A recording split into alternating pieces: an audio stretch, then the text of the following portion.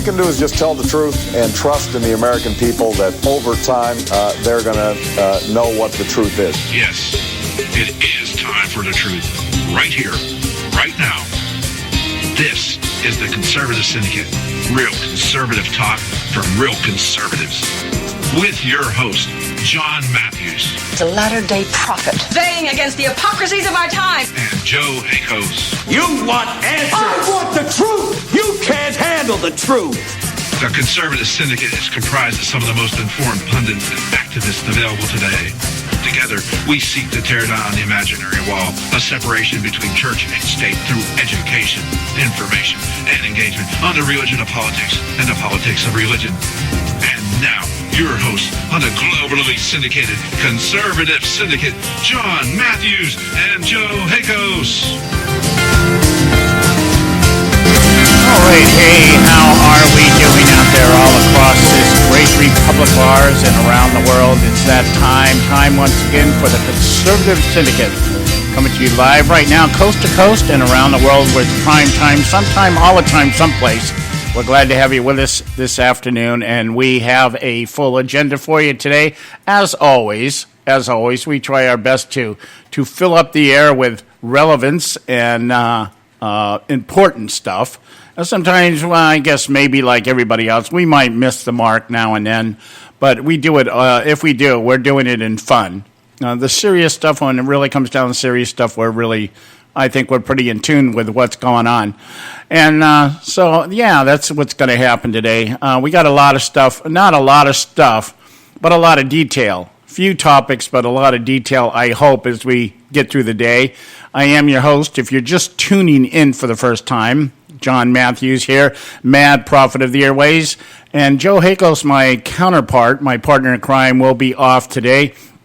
He's been nursing a bad back over the last, it seems like months now. Yeah, it is well beyond months, but just having some problems with it today. So he's taking the day off to be able to stretch it out and do what he has to do, the therapy that he needs to get it back into shape, and hopefully be back tomorrow. Anyway, there's a couple of things I want to go. Just before I came on the air here, I like to sometimes just kind of float through the cyberspace and see if I'm missing anything that we can start to show off with that will kind of just maybe set the tone a little bit, or sometimes just to lighten things up. Sometimes I like to just lighten it up, especially if we're going to be getting into some controversial stuff like today.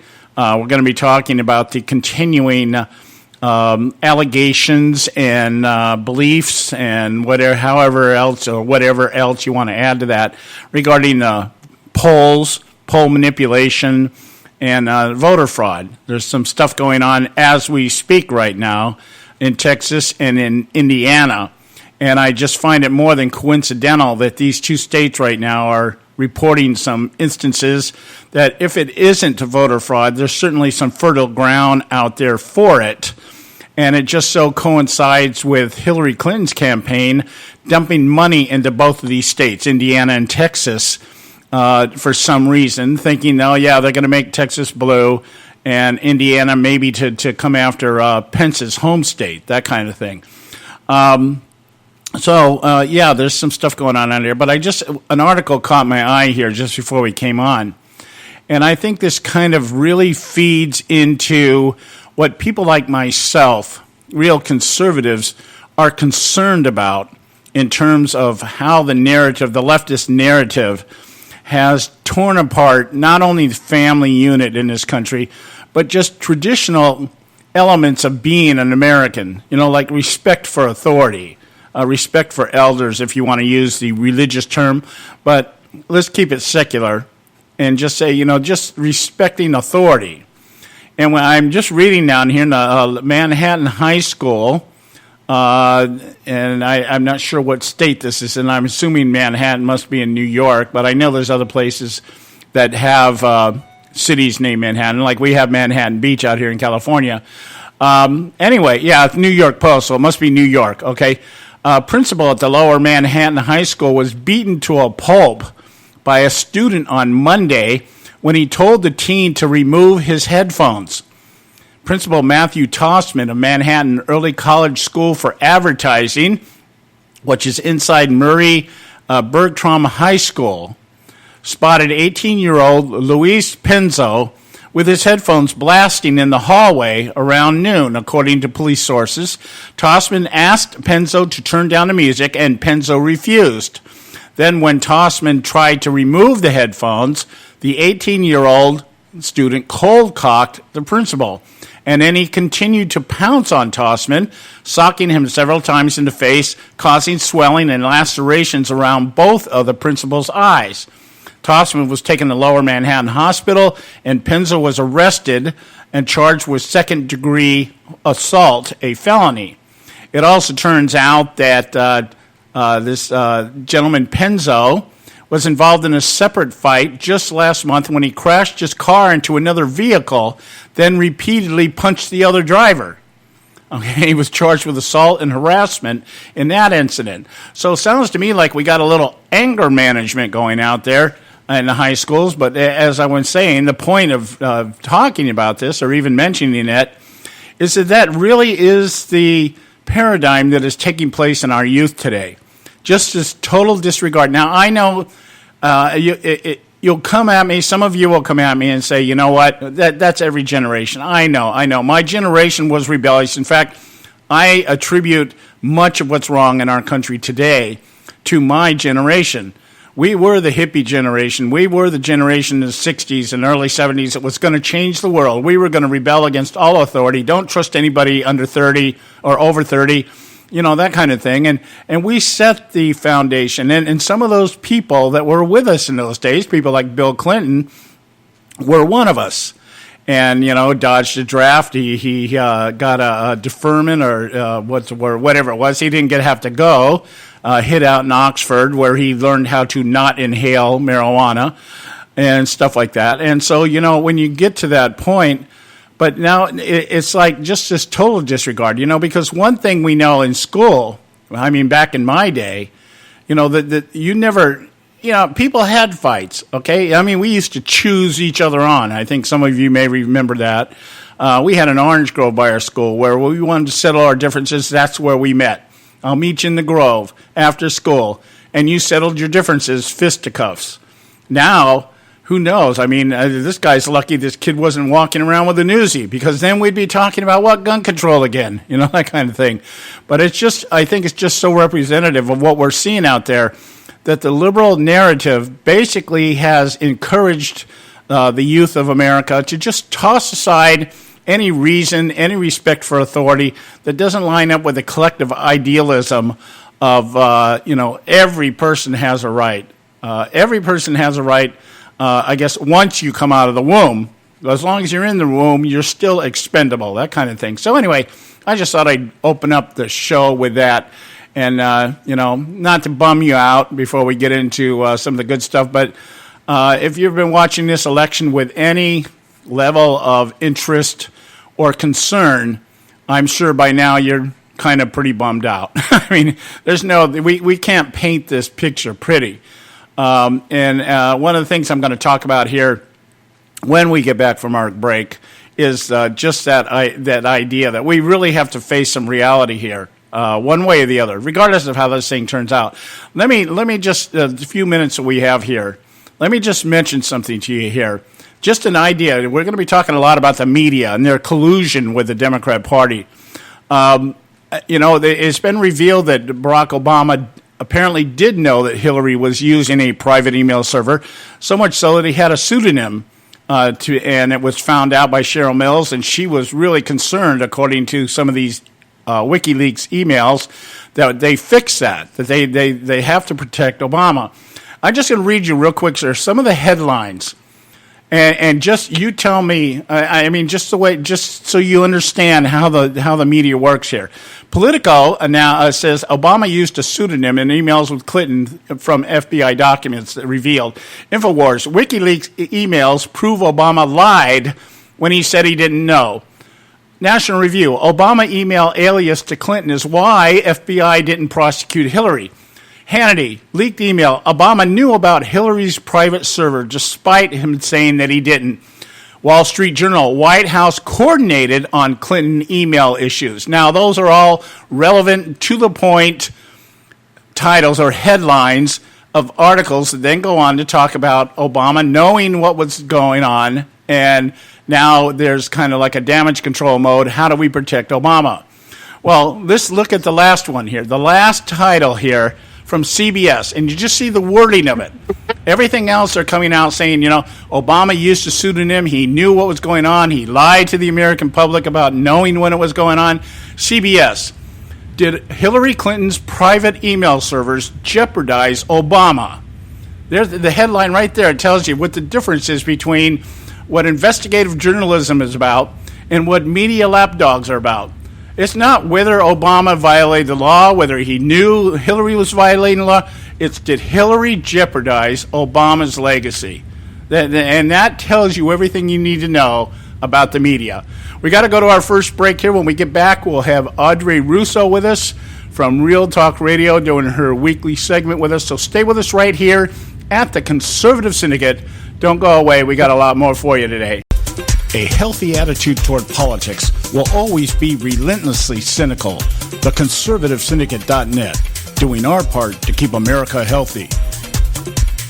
When our water heater broke down last month, it was a nightmare. It took 5 hours for the plumber to show up, and he charged us a couple of $100 just to come out. Then it cost another $1,800 to put in the new water heater. By the time it was all said and done, I felt like I'd been taken. But what else could I do? The smartest thing you can do is get a home warranty from American Residential Warranty. Their home warranties pay to repair or replace all your major appliances when they break, and they will break, and at the worst possible time. Call American Residential Warranty right now for free information on home warranties starting at just pennies a day. Don't wait for your refrigerator to stop running or your ceiling fans to stop turning. Call American Residential Warranty right now. Ask how you can save up to 50% on washer and dryer coverage. Just call 1-800-790-5960. That's 1-800-790-5960. Again, 1-800-790-5960. Call now. Limited time offer, 24-month commitment and credit qualification require cancellation fee, auto pay, and paperless billing and other restrictions apply. If you can't see the difference, why pay the difference? Switch to Dish for the best deal in entertainment. Only Dish brings you the best in entertainment for less than $20 a month. Cut the cable and don't get directed. Switch to Dish because at just $19.99, Dish saves you every time you turn on the TV. It's so simple. The same channels cost less with Dish. So since you can't see the difference, don't pay the difference. Switch to Dish for the best deal in entertainment. Get premium movie channels free for 3 months, starting at just $19.99. Dish saves you every time you turn on the TV. Call now to save with Dish. Dial 1-800-600-1645. That's 1-800-600-1645. The same channels for less than $20 a month. Dish. Call 1-800-600-1645 for details. Hey folks, if you're like me, you don't place a whole lot of trust in today's media for the real truth and facts regarding the volatile world of finance and politics. When I want the real scoop on money, I go to the most trusted source I know, my good friend and colleague, Bob Cardoso. Bob is a noted expert with a PhD in international finance who airs his nationally known, globally syndicated show, Robert Cardoso Live Daily, Monday through Friday, 3 to 5 p.m. Pacific Time. With Bob, you get the right information at the right time from someone who knows his business and can help you make the right decisions concerning yours. Again, Bob airs daily, Monday through Friday, 3 to 5 p.m. Pacific Time. Visit his website at robertcardosolive.com for information regarding stations and topics. That's robertcardosolive.com. Check Bob out. You'll be glad you did.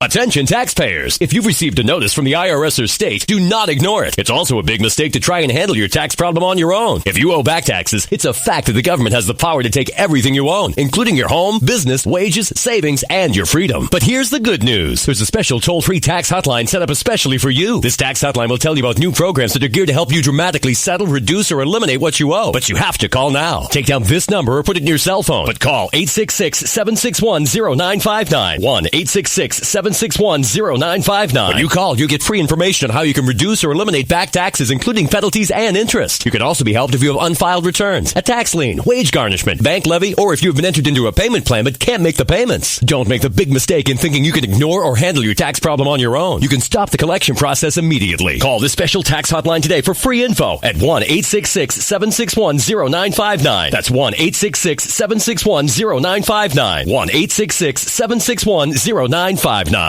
Am I not speaking English? TheConservativeSyndicate.net, where we speak only one language, American.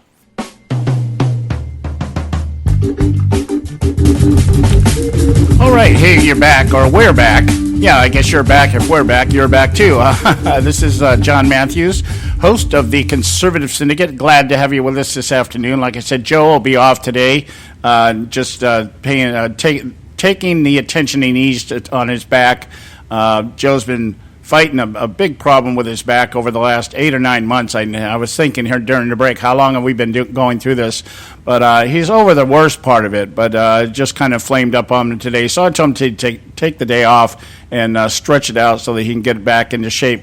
Hopefully he'll be back tomorrow. Anyway, but not to just maybe leave you with just having to listen to me all day, which isn't bad in and of itself if you really know how to listen to how I talk.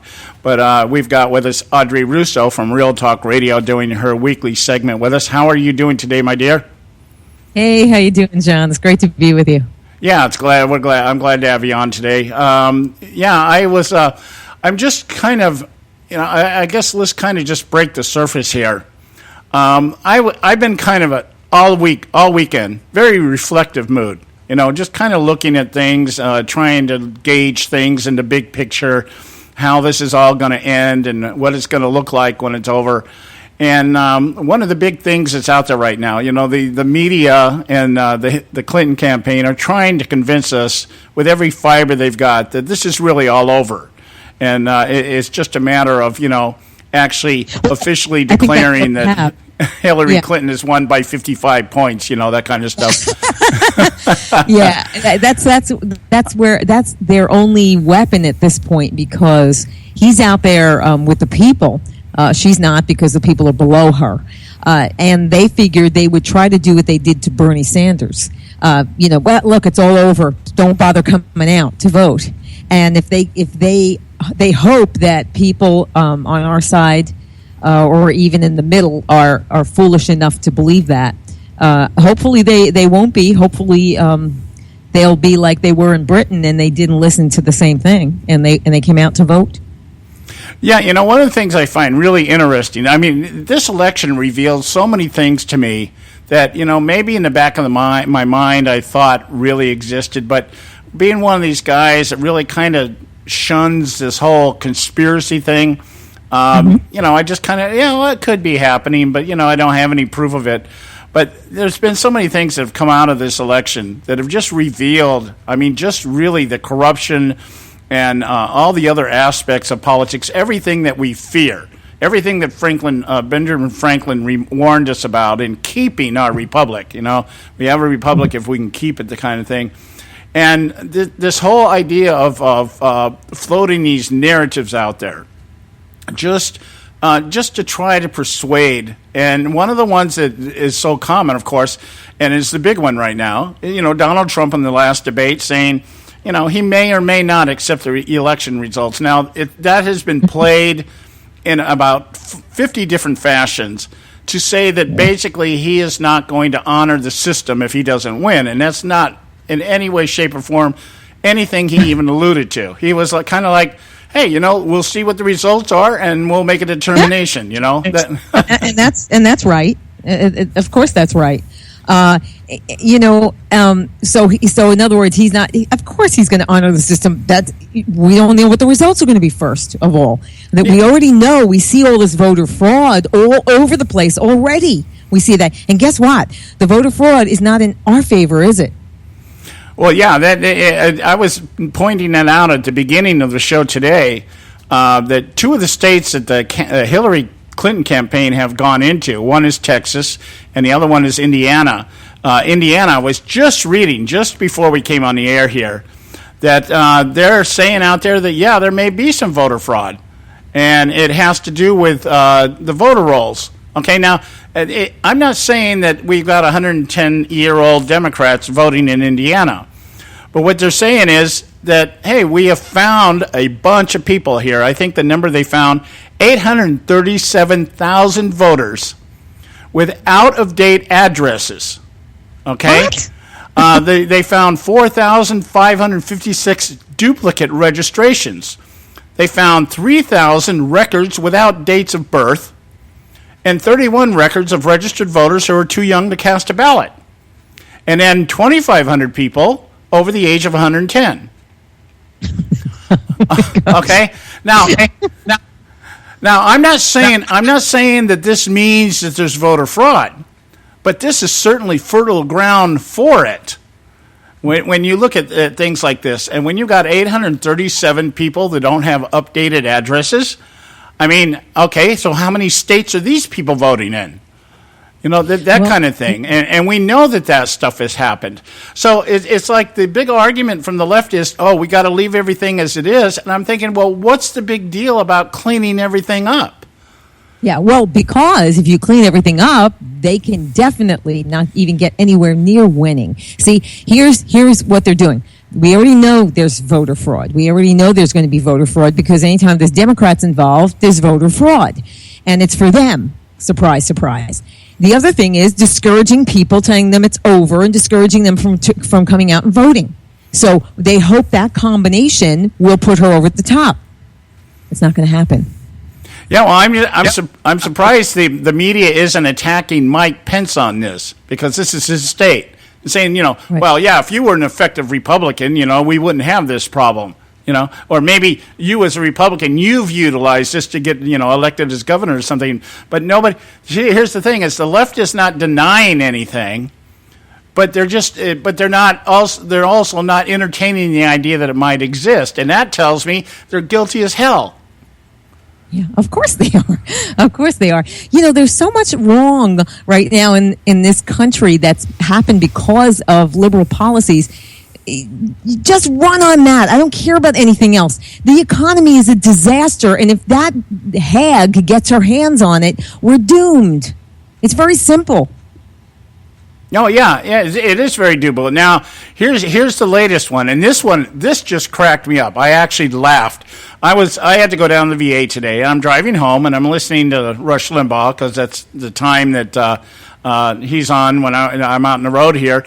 And they're talking. He's got there was news about down in Texas. Okay, I know what it was. Before I left to go to the VA, I was on the social media site this morning, and somebody had posted that there was some issues down there in Texas, that the voting machines, people were voting straight Republican ticket, and when they went to review their ballot before they turned it in or punched it in, online voting, by the way, electronic voting, let's put it that way, electronic voting, early voting, which is another thing I don't know why we do. If you can't show up on Election Day, why should we let you come 2 weeks early? But I don't understand that either, and I'm so against that because it makes it vulnerable to voter fraud. Yeah, exactly. So anyway, the post is somebody put out there that they had gone down and voted, and they noticed that when they went to review the ballot that their choices for president had changed from Trump, Pence to Clinton, what's the guy's name? Kane, all right? And so, just beware. That's all the girl was saying. We noticed it, and if you're down in Texas voting right now, beware. Check your ballot before you turn it in. They went and told the pollsters. The pollsters were able to fix it. All right, that as somebody who works with computers, I'm like, well, if you're able to fix it after the fact, why weren't you able to fix it to prevent it? But that's, another story for another day. Anyway, so by the time I get home, this is like hour and a half, 2 hours. By the time I get home, lo and behold, I go out on the internet to research this. I want to really kind of find out if this is really what's going on. On the way home, a voter called in from Texas to Rush Limbaugh.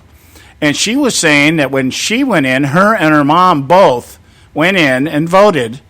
And when they went to review, they voted a straight Republican ticket. When they went to review, Trump's name was completely missing from the ballot. It wasn't there.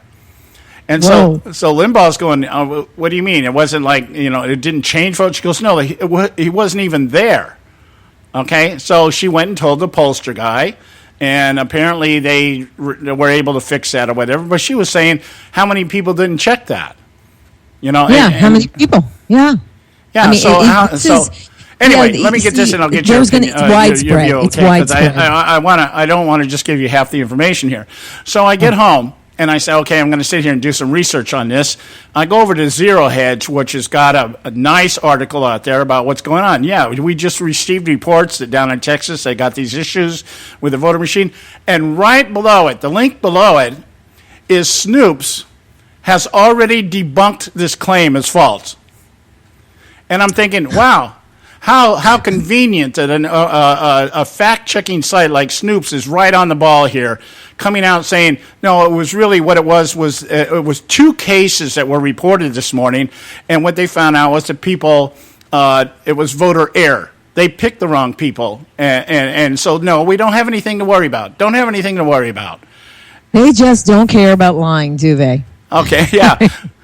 So I go back to Zero Hedge, and I'm reading down, and there's at least 15 people that had posted out on social media. We went in to vote today, and everything's screwed up.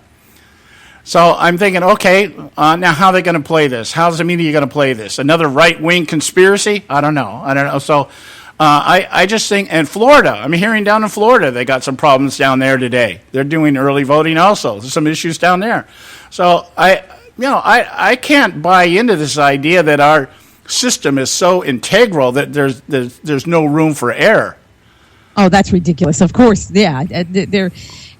Well, of course, we know that's not true because that there's no error. Because what happened in the last election and what happened to the election before that, they found voter fraud. How much didn't they catch?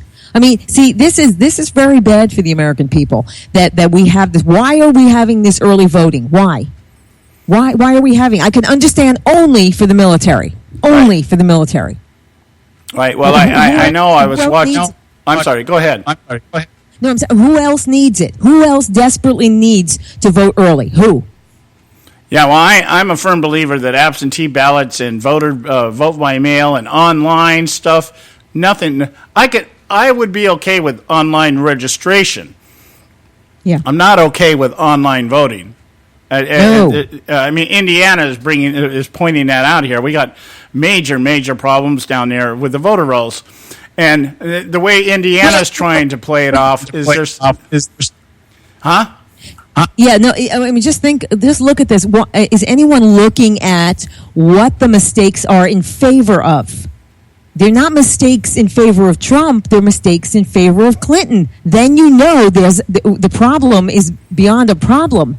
It's not a mistake. It's not a fluke. It's something intentional. No. Yeah. Well. Yeah. Yeah. Well, the Indiana officials tried to play it off and said that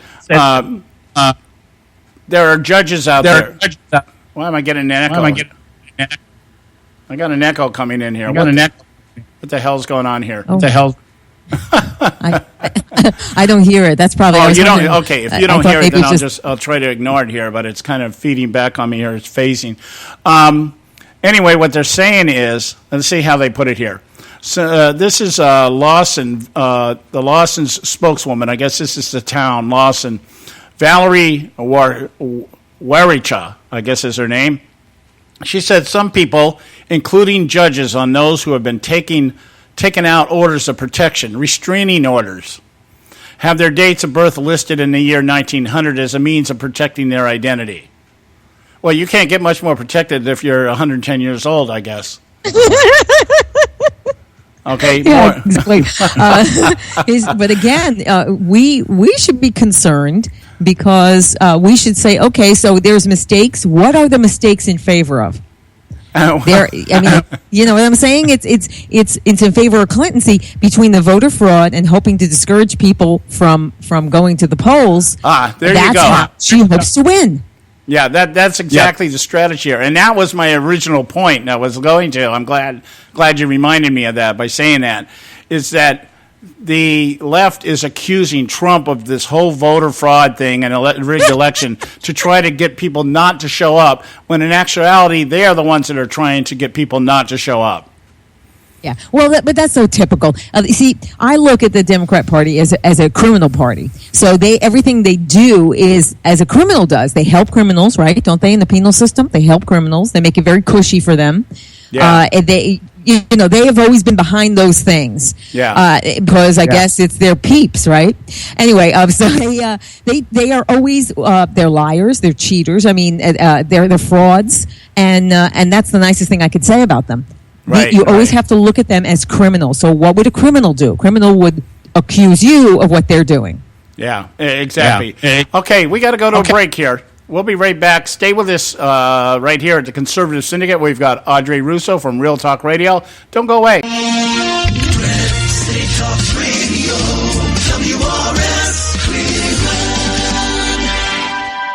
Ever wonder how the credit card companies make their money? Well, think about this. If you owe $25,000 on 5 different credit cards and you make your minimum payments every month, here's what it's going to cost you. Are you sitting down? You'll shell out over $13,000 in additional interest, and it's going to take over 13 years to pay off your original $25,000 balance. That's how they make money. Now it's your turn to fight back by calling the Debt Solutions Network. We'll work on your behalf to reduce your debt. We specialize in credit cards, retail store cards, and medical bills. We promise we can and will reduce your debt. Call right now for a free 15-minute debt analysis. 800-709-4392. 800-709-4392. 800-709-4392. 800-709-4392. Extend your life with Extendovite. When I had a heart attack at 42, I was not sure what the future held. But a year later, the doctors could find nothing wrong with me and took me off all my medication. What did I do? I took a herbal mixture of garlic, cayenne, and a few other herbs mixed in liquid form. I now call this Extendovite. I would have never believed that a few simple herbs could actually change my life like they did. Now it's your turn to see what the powers of garlic and cayenne can do for you. For only $69.95 plus shipping and handling for a 2-month supply of either capsules or liquid, you too can begin on your path to better health. For more information, call 1-877-928-8822. That's 1-877-928-8822. Or visit our website at heartdrop.com. Extend your life with Extendovite. I've owned my company for 14 years now, and I can tell you that payroll is a 4-letter word. I hate doing it. It eats up hours I don't have, and it costs me money I could be saving.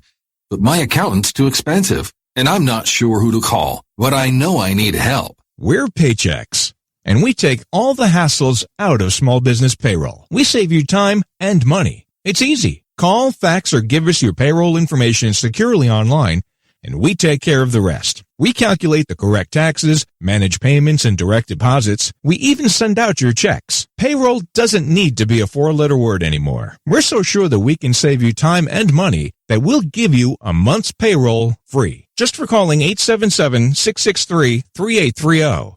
Get 1 month's payroll for free. Call Paychex right now. 877-663-3830.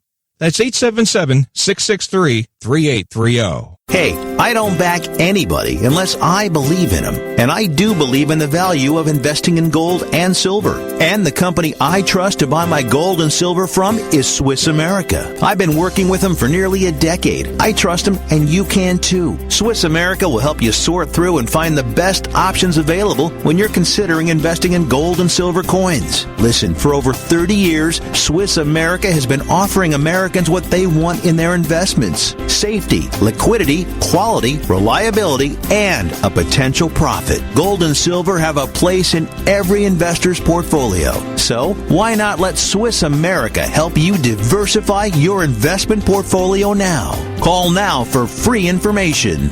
800-978-3907. 800-978-3907. 800-978-3907. 800-978-3907. If you've got joint pain, let me ask you a question. Would you like a high-quality knee, back, shoulder, or ankle brace at little or no cost? Now, just in case your reception isn't great, let me ask you again. Would you like a pain-relieving knee, back, shoulder, or ankle brace at little or no cost? Well, if you have Medicare insurance, you could qualify for these pain-relieving braces at little or no cost. And these are high-quality braces. They are very comfortable, and they've helped thousands relieve their pain. Now, I'd like you to imagine going on vacation, playing with your grandkids, just living your life again without pain. The Mobility Hotline is a referral service that connects folks with Medicare coverage and other insurance to accredited companies offering pain-relieving braces at little or no cost. And don't you worry about the Medicare paperwork. They'll handle it all for you. And they'll deliver your braces for free. Call the Mobility Hotline now. The call's free. 1-800-557-6150. 1-800-557-6150. 1-800-557-6150. Am I not speaking English? TheConservativeSyndicate.net, where we speak only one language, American.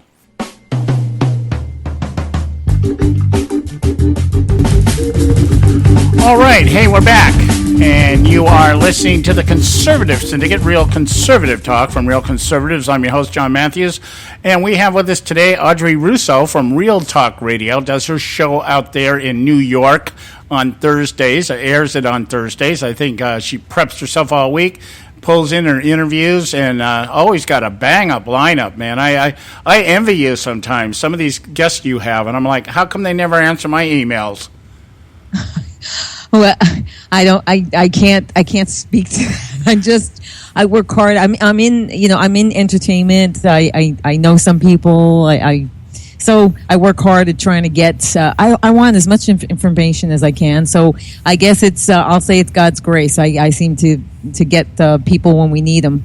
And we have a great lineup for this week, too. Yeah. Well, I've been playing phone tag with Trevor Loudon now for the better part of 3 months. Oh, Trevor's a good friend of mine. Yeah, he keeps telling me, just call me. So I call him, and I get his voicemail, and then I get a voice message from him. I'm returning your call. I mean, literally for 3 months now. I'm like, hey, I send him emails. I just say, hey, here's my schedule. Tell me what can you do. Give me a call. Yeah. All right. Oh, he's a fabulous. Just back and forth. Anyway, for the past couple of years. Back to the voter fraud thing here, and I'm talking about how the media is trying to downplay this. I was just at the break time here, just went out to see if there were any updates on the situation down in Texas, and there's an article out here in Yahoo, and what an appropriate name for a website, by the way. Yeah, okay. I know. The only one I can think of better is having a press secretary called Josh Earnest. It doesn't get it worse than that, right? Yeah, somebody knew what they were doing when they named that joker. Okay. Anyway, they're talking about this Lisa Hulett, who was the one that Snoops went after. That she's out there on Facebook telling people, hey, I voted down the ballot and it didn't come out the way it was supposed to. And so they're talking. They went down there. I guess somebody contacted the people that are handling it down there. And let's see, what was the lady's name here? Shannon Lackey, who is the elections coordinator for Randall County, where this apparently went down. Okay? Now, this is how the left does things. This is how they do it. This is the Obama syndrome, all right? She says the local election official down there, Shannon Lackey, the elections coordinator for Randall County, said the county's HART voting system was 10 years old and is working exactly as it was designed to. It undergoes rigorous testing, she says, and it's state and federal certified. I believe 100% our equipment. I have done this for 10 years. I wouldn't do it if I didn't believe in it. Every person that works in this office has had a background check. It is done in a room that does not have internet ports. So therefore, she's saying, I don't believe there was any malicious intent on anyone's part. The voters are ours. I think it was human error. Now, you read that, and what you're supposed to do as the reader is you're supposed to say, okay, this woman who I didn't even know existed till 30 seconds ago tells me, because she's been doing this for 10 years, that she believes the system has integrity and that not to worry about it. So she's been lying for 10 years? Huh? So she's been lying for 10 years. Well, I don't know if she's been lying or not, but the point is, right? The narrative is you have somebody in a quote-unquote official capacity who says, no, everything's okay, and we, the reader, are supposed to go, oh, well, if this person who is in this official capacity says it's okay, it's like Obama telling us, you want to keep your doctor, you can keep it, and then when it doesn't happen, goes, hey, well, there's some glitches in the system, and we need to fix it. And everybody goes, oh, okay. If Obama says climate change is real, it's real. Yeah. Well, that's what but that's how this is look. Remember the kid in school when you were young that cheated and lied and had no compunction about that? Well, that was a future Democrat, because they start young and their hearts are hardened. They have no conscience about lying and cheating. If they get away with it, great, because after all, that's the only way to win in their minds. Not doing things the right way, not achieving things, not accomplishing anything through hard work. That's not the Democrat way, because it's not the liberal way. Right, exactly. So they, of course they're going to say that. They're going to say, well, you already, if one person found something wrong there, there's something wrong there. Yeah, I would think, since the big mantra is all during election season that every vote counts, then if one person can find something wrong, shouldn't then there be something done to count that one person's vote? If you're telling me my vote is valuable, and now you're just going to discount it, maybe you pushed the wrong button, Yeah, sure. But because the person that's stating that is not one of their voters. Right. Okay. So, after all, we don't count. We don't matter. It's always been that way with them, and they're getting worse and worse, as if anything gets better and better.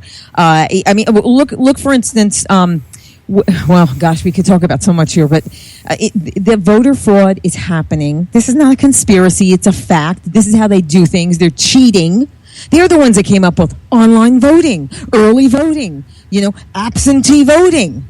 I guarantee you, they were the ones that came up with these things. Why? Because it's more of a chance. Don't you remember with who's the comedian? I can't stand the guy. Al Franken. Okay. Uh-huh. He had thousands of absentee ballots in his trunk. Now, what was that? Yeah. Well, we know last year during the 2012 primary, we had that situation down in Colorado when the same thing was happening. These guys were going out to the universities and pulling absentee ballots out of the dumpsters, students that were no longer there. And that was documented. So we know that kind of stuff happens. My first initial experience with voter fraud out here in California was in 1998. Loretta Sanchez won the election out here by less than 100 votes. And, that's right, from Bob Dornan, right? Yeah, and they were able to prove it was voter fraud, okay? But because the guy she was running against, Robert Dornan, who was just this really hardcore, ruthless conservative. Just really, I didn't even like him, and I was conservative. The guy was just ruthless and heartless, just would go after it. He was brutal. It's just his whole dialogue, the way he talked. Kind of liked him. Yeah, nobody liked him, so everybody said, screw it, Now the woman's out here running for Senate, out here in California. She's running to place Barbara Boxer.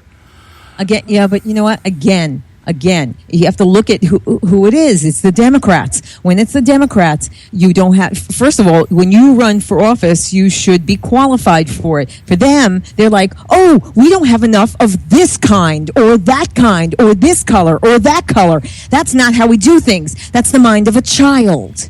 A child does things that way. When I hear women that are seemingly intelligent saying, oh, it's we need more women on the Supreme Court, that's a moron, okay? Because that's not a qualification for the Supreme Court.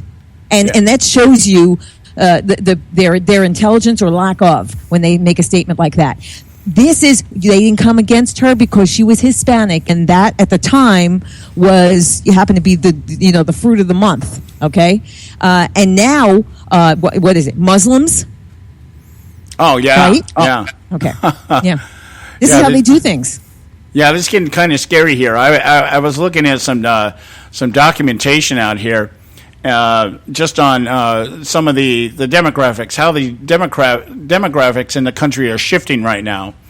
And, like I said, I was looking at I'm kind of been entertaining this big picture thing. What's the Republican Party going to look like after this election is over, whether Trump wins or not? The Republican Party is, in my opinion, pretty much dead. It's just nobody wants to pull the life support system yet. But that's how, what's it's going to look like. And I'm thinking about, they're talking about the demographics, how, the Republican Party used to be like 87% white, and now it's only like 70% white. Whereas the Democrats it's shifted. It's almost like 45% minorities. And so they're saying what's happening is America is becoming less white and more racial diverse. I love that phrase. Yeah, because they did. Yeah, not because it did it on its own. It's because they're forcing it. They left the borders the borders open and allowed them to stay here. Then they shipped in, they flew in our tax dollars, thousands of Muslims. They are changing demographics. America's demographics are not changing on its own. No. Well, here's the paradigm, and I can't completely deny this because when I go to events out here, when I go to Republican events out here in California, one of the things I've always noticed, across the board, no matter where I'm at, is that 85% to 90% of the people in the room are older than me. And so I look at this and I'm thinking, once it's like when I went over to Ireland, and we went to the different churches over there. They got a lot of nice churches over there. So my wife and I, we like to go in and check out the churches and see what they look like and everything. And we went to mass in a couple of the churches because she hasn't totally given up being a Catholic. So I'm like, okay, we're on vacation. We'll go kiss the cross or whatever you want to do here. And we go in there, and the priest, it was all he could do to stand up. And I'm looking at the congregation, and all these people are like older than dirt. I mean, some of them must have been around in the Renaissance, And I'm thinking, once these people die, who's going to come into the church? And I'm thinking the same thing about Republican Party. Once our generation moves on, is there even going to be enough people that even think like we do to keep the Republican Party going? I don't know. That's a good point. But a lot of that is because the Republicans that pretended to be conservatives and said they cared about conservative values just wanted to get took us up on the hill so that they can, and then they'd remain there, and they were thinking of ways to get people to vote for them, and make sure they remain where they are, not because they're doing any good, because they're certainly not. I mean, they funded Obamacare, and they could have held him to his, it drives me crazy.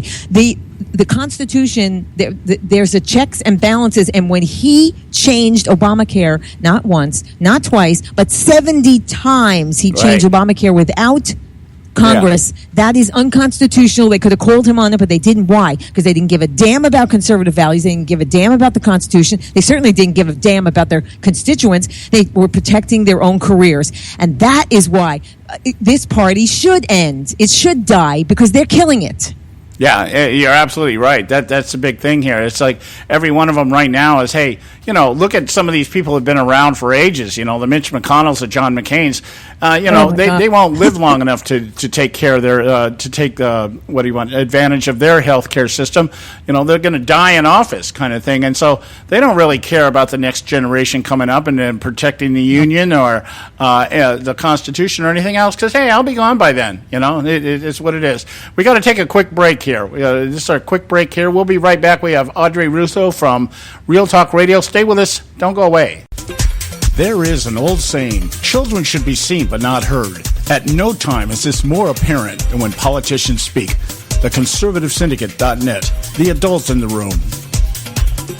Hey folks, if you're like me, you don't place a whole lot of trust in today's media for the real truth and facts regarding the volatile world of finance and politics. When I want the real scoop on money, I go to the most trusted source I know, my good friend and colleague, Bob Cardoso. Bob is a noted expert with a PhD in international finance who airs his nationally known, globally syndicated show, Robert Cardoso Live Daily, Monday through Friday, 3 to 5 p.m. Pacific Time. With Bob, you get the right information at the right time from someone who knows his business and can help you make the right decisions concerning yours. Again, Bob airs daily, Monday through Friday, 3 to 5 p.m. Pacific Time. Visit his website at robertcardosalive.com for information regarding stations and topics. That's robertcardosalive.com. Check Bob out. You'll be glad you did.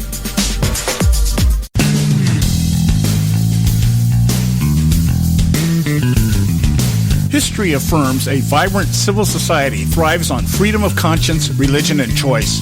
Any society absent these qualities stifles individual responsibility and accountability, thus enslaving its people by denying them their potential for goodness, creativity, and altruism.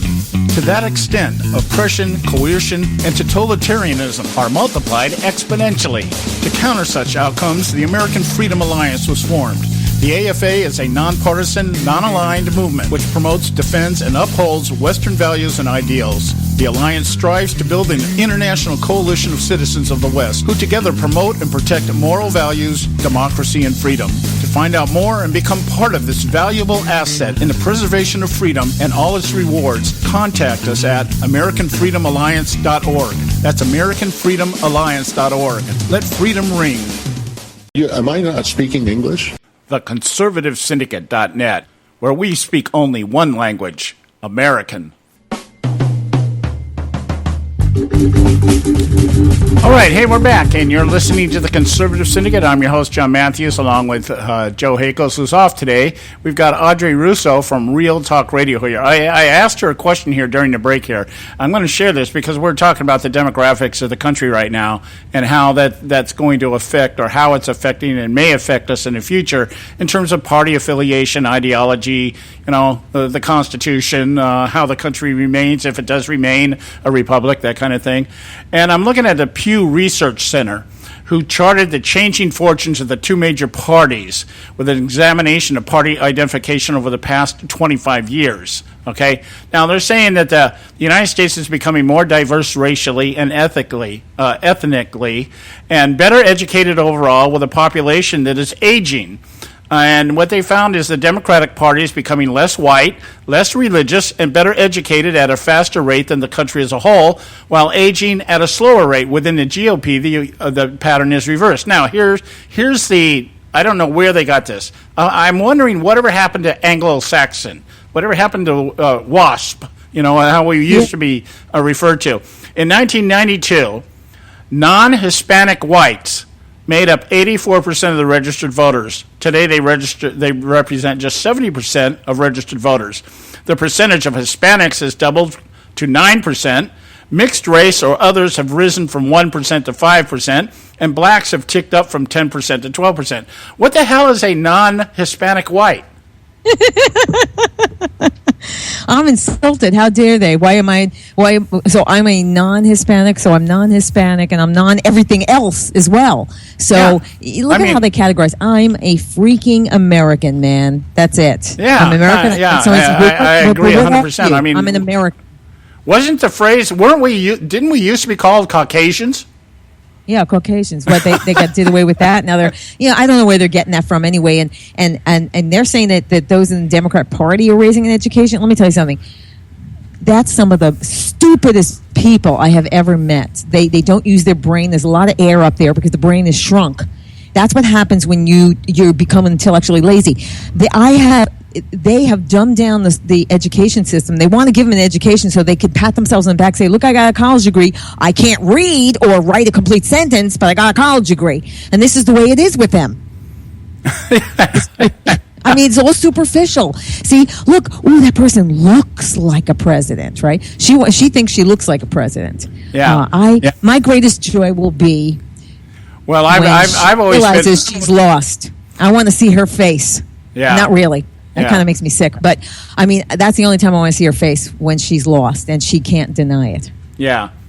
Well, I've always been upset by the fact that we don't call Barack Obama our first half-white president. That's always bothered me.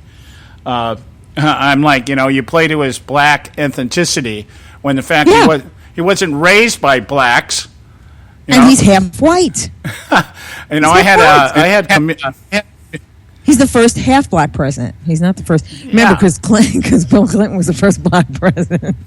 Yeah, well, I think that's why the Clintons never really liked the Obamas, because they took away his title. Well, yeah. Remember something? They use, and I don't like black and white, but I got to use it here. They like using blacks for their cause. They love to keep them on their plantation. Is what they do.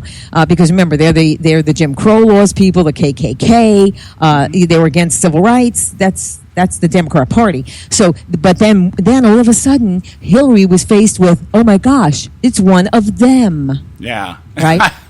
And so what did they get right? So let me tell you, if you don't think that she had fits of rage over that, and the party told her, well, you're going to have to drop out. You know that. You have to let him have it. And she was seething because she thought, how dare he challenge me?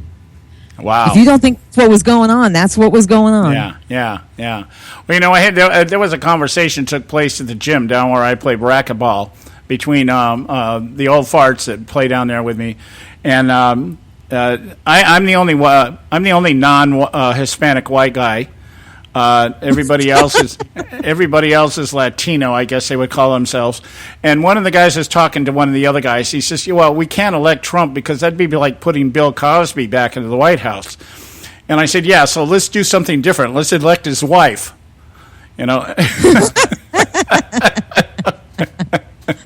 Oh, my gosh. Anyway, hey, we're out of time, Audrey. I want to give you time to plug your show. Who you got coming on this week? Oh, yes, we have from Sweden, Mona Walters back to teach us more about Islam, the truth about Islam. Plus, Andrew McCarthy will be with us, and that is going to be awesome. And Steve Camp is going to be back with us. We're going to talk about Christians and voting. Okay, outstanding. And that's on Thursday. You can find Audrey's show. It's, 8 o'clock on the East Coast, right? Yes, exactly. Okay, and go to her website, audreyrusso.com, or you can go to our website.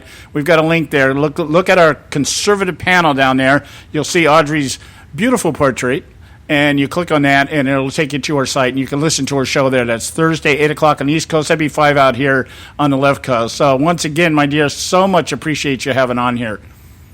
It's always a great pleasure. God bless you. All right, we'll talk to you. We'll talk to you next week. All right. Okay, guys, we're coming up at the top of the hour here, and we'll be doing the Edwards Notebook, and then we'll be paying some bills, and then we'll be coming back. But I just want to kind of sew up or summarize what we're talking about here in terms of the direction of the Republican Party. If there is a direction. I don't know that there is a direction. I don't know if there hasn't been a direction for quite a while. But when you talk about a party that had just had all they needed to take this government back from the left in the 2010, 2012 elections. 2010 election, they got the House back. 2012, they got the Senate back. Even though Barack Obama got reelected, for whatever reason, I guess because nobody wanted to vote. The Christians out there didn't want to vote for Mitt Romney because he was Mormon. But now all of a sudden these same Christians are out there trying to tell us that maybe we should have voted for Mitt Romney because he was a man of values. He was a man of integrity. He didn't go around fondling women and saying that it was because he was rich and famous that he could get whatever he wanted because everybody wants to jump the star, that kind of stuff. And I listen to this stuff, and I'm like, well, by the way, where were you guys when Bill Clinton was running? How did that ever happen? Where was the church out there, out there talking about him? Well, some of them were congregating around Bill Clinton, trying to console him and counsel him and nurture him back into the right track. The guy was never on the right track to begin with. These people use their religion the same way they use their party affiliation. Donna Brazil last week. Oh yeah, I'm a Christian woman. I won't be persecuted over the fact that I was leaking emails or leaking the questions to Hillary Clinton from CNN. That kind of stuff. Wow, it's amazing. Anyway, guys, time for a break. We'll be right back. Stay with us right here at the Conservative Syndicate. Stripping money from the U.S. military budget to pour into government school systems is simply exacerbating two major problems. Hello, I'm Ron Edwards. On today's page from the Edwards Notebook, government schools in America have for years received enough money to ensure that more money is spent per student throughout the Republic than almost any other nation on earth. Yet, overall, America ranks 30th in the world in education quality, proving that spending the most money does not ensure the highest quality. Especially since the actual goal of American government school educators is to indoctrinate American students into being glorified, socially conscious globalists who are more in league with the United Nations, open borders, and climate change dogma than reading, writing, arithmetic, and true American history. In addition, the stripping away of needed funding from what has been the best military in the world has produced massive shortages in needed supplies at every level. Thus, the military is now at best heavily strained in the effort to protect America and maintain stability throughout the world. Hopefully, this scenario of double trouble is soon corrected through a return to providential guidance and an appreciation for America the Beautiful. I'm Ron Edwards.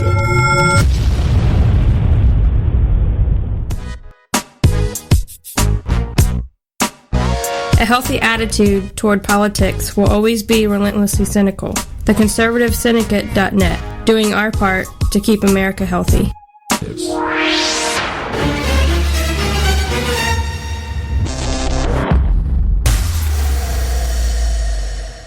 Prices are for base buildings only. May not be available in some areas. Attention business owners, do you want a stimulus package that really works? Before you spend thousands of dollars more than you should on your next building project, listen to this. General Steel has a stimulus package designed to help you save as much as half the cost of conventional construction on your next building. As much as half. That's right, General Steel can save you thousands of dollars with a pre-engineered steel building designed for your business or church. How about a 50 by 100 foot building for under $30,000? So don't pay thousands more than you should without calling General Steel first and save as much as half the cost and time of conventional construction. With the projected demand for steel in Japan and China, prices may be skyrocketing. 877-927-3360. 877-927-3360. 877-927-3360. Term life insurance. It can be a powerful way to protect your assets and your family. You work hard to earn and save your money to build a nest egg for the future. Don't let it get wiped out because you didn't plan ahead. Take the time now and make a small investment in $500,000 or more in quality term life insurance. Call the Term Lifeline and let us shop the best companies to give you the lowest rates. We specialize in policies of $500,000 and above. Ask about some of our 10 and 20-year fixed rate plans with guaranteed rates. Call the Term Lifeline right now for your free insurance quote. 800-870-3609. 800-870-3609. You owe it to yourself to protect your family and your assets. Make term life insurance part of that plan. Call the Term Lifeline right now. 800-870-3609. 800-870-3609. Hey folks, if you're like me, you don't place a whole lot of trust in today's media for the real truth and facts regarding the volatile world of finance and politics. When I want the real scoop on money, I go to the most trusted source I know, my good friend and colleague, Bob Cardoso. Bob is a noted expert with a PhD in international finance who airs his nationally known, globally syndicated show, Robert Cardoso Live Daily, Monday through Friday, 3 to 5 p.m. Pacific Time. With Bob, you get the right information at the right time from someone who knows his business and can help you make the right decisions concerning yours. Again, Bob airs daily, Monday through Friday, 3 to 5 p.m. Pacific Time. Visit his website at robertcardosolive.com for information regarding stations and topics. That's robertcardosolive.com. Check Bob out. You'll be glad you did.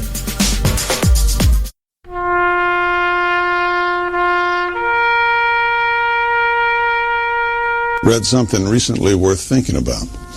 It's the soldier, not the campus organizer, who's given us freedom to demonstrate. It's the soldier, not the reporter, who's given us freedom of the press. It's the soldier, not the poet, who's given us freedom of speech.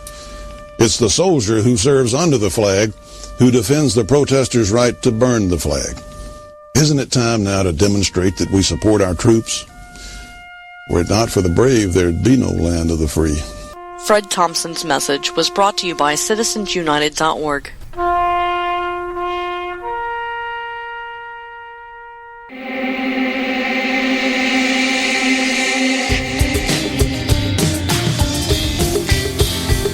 Hey, all you can do is just tell the truth and trust in the American people that over time they're going to know what the truth is. Yes, it is time for the truth.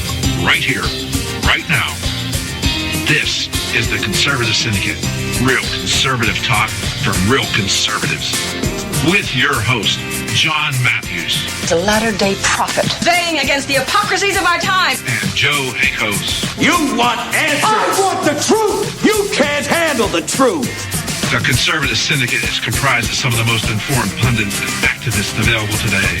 Together, we seek to tear down the imaginary wall, a separation between church and state through education, information, and engagement on the religion of politics and the politics of religion. And now, your hosts on the globally syndicated Conservative Syndicate, John Matthews and Joe Akos. All right, hey, we are back. We are back, and you're listening to the Conservative Syndicate, real conservative talk from real conservatives. I'm your host, John Matthews, along with Joe Akos, who's off today. And I want to get back on this voter fraud thing, and it's going to lead into my other topic that I want to talk about also, and that's the skewing of polls. These things have become, looks like, as I was saying, when we had Audrey Russo on the first hour here, this election cycle has exposed so many of the things that perhaps were only suspicions in our mind, maybe, afterthoughts or, hypotheticals, that kind of stuff. And but all of it has been exposed this time around. We've always known that the media supports the leftist ideals, or has for a good number of decades now. I'm not saying throughout our entire history. There was a time when the media was actually very conservatively slanted. But as we got more into the progressive ideals after FDR and the New Deal, and then Lyndon Johnson and the New Society, and all these things, and we started expanding government and instituting Keynesian economics and things like that, and we've gradually, the progressives have moved the country from the paradigm of being an independent republic run by responsible, ethical, moral human beings that we elect to serve us. The great American experience. We choose who governs us rather than, tyrants or kings or dictators, et cetera, et cetera.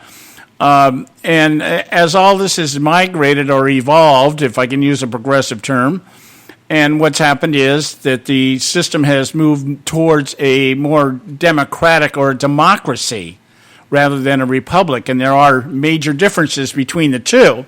Something that is lost in our schools today, and they're teaching the schools today, don't even teach things like socialism, Marxism, communism.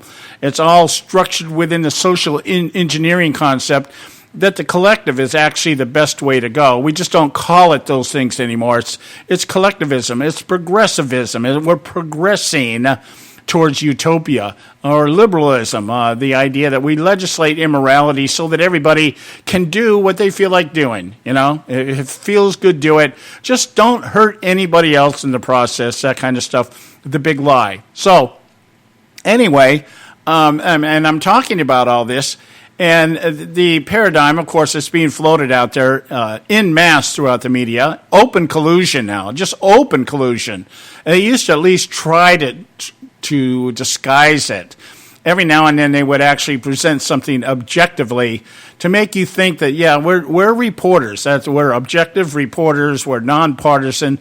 But we've known that at least the last 5 or 6 decades, the media has become the conduit, the propaganda force, just like Goebbels did for Hitler during the rise of the Third Reich.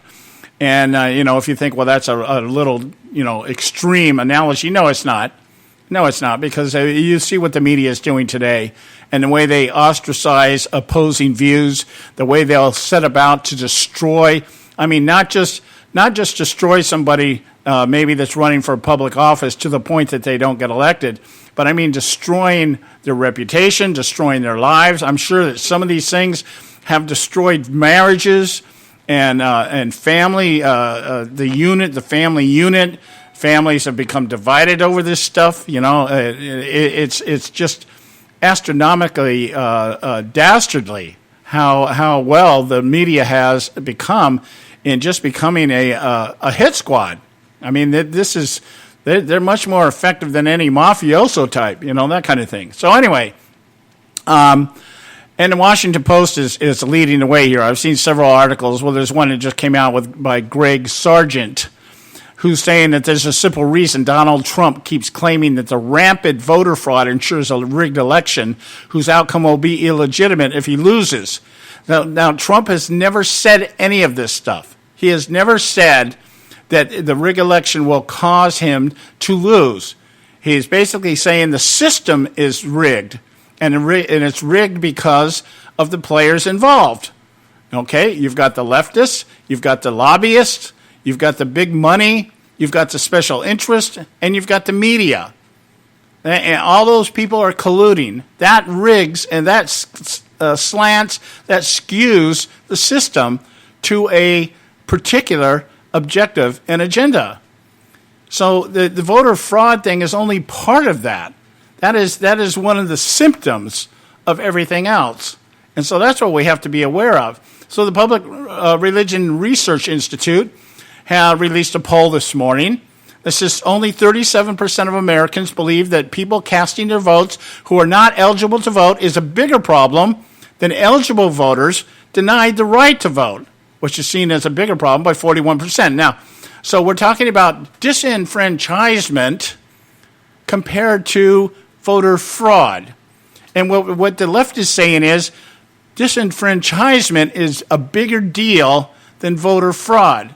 I don't see any difference between the two of them in terms of outcome and effect, cause and effect. Okay, there may be a bigger issue with disenfranchisement, although I don't believe that. I don't understand how it's so hard for somebody to get an ID to tell me who they are at the polling place when they need ID to get welfare, when they need ID to buy liquor, when they need ID to do almost anything else in this country that you have to do that involves exchange of currency or obtaining anything in terms of government entitlement. You've got to give some proof of who you are. So why is it such a big deal to have voter ID laws? Why is it such a big deal? If these people can't come up with $20 to $30 to get an ID, if that's what it costs, well, maybe we got a problem there. Anyway, I'm starting on my rant here, so I'm going to take a break right now, and we'll get this covered here, and we'll be back, and we'll continue here. So stay with us right now at the Conservative Syndicate. We got for you right now Moments of Madness. We'll be right back. Today on Moments of Madness.